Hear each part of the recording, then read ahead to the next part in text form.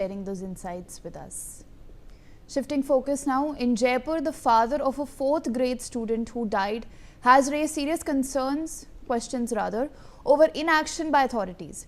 He says 22 days have passed with no police response despite assurances from state officials including Kirori Lal Meena and Diya Kumari. The father blames the school's negligence, highlighting unsafe infrastructure and ignored distress signals on CCTV, and questions why the Rajasthan Education Department failed to act while CBSE quickly investigated and issued a notice. Let's take a listen.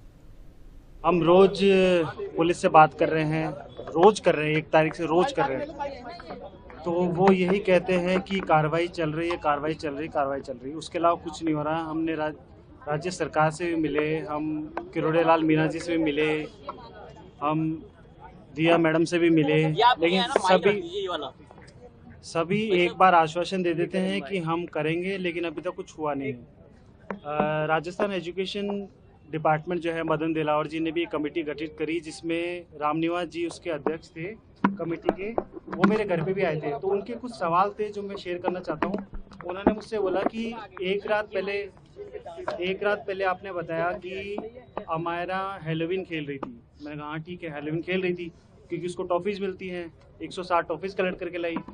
तो कहीं ऐसा तो नहीं है कि Halloween खेल रही थी इसलिए उसको सपना आया और उसने कदम उठाया। तो मैंने कहा आपने सीसीटीवी फुटेज देखा है?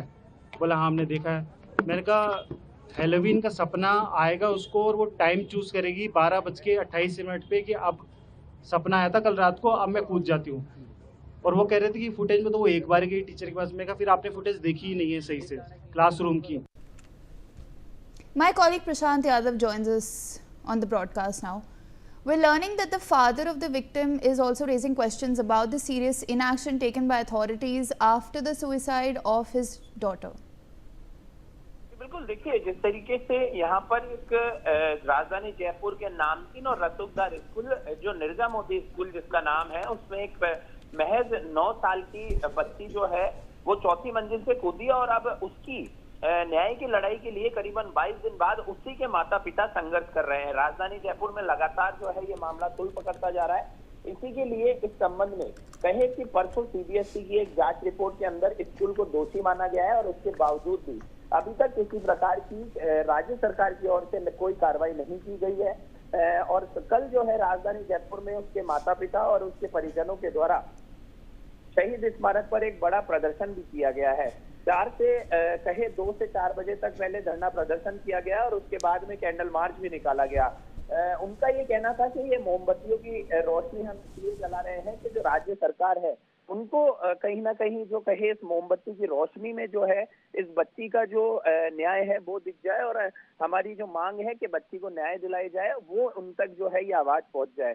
मगर लगातार जो है इस तरीके के आरोप राज्य सरकार पर लग रहे हैं। फिलहाल के लिए अभी तक कोई भी जो कहे कि ना तो राज्य सरकार के द्वारा ना दूसरी एजेंसियों के द्वारा अभी तक कोई भी कार्रवाई नहीं की गई है। जी।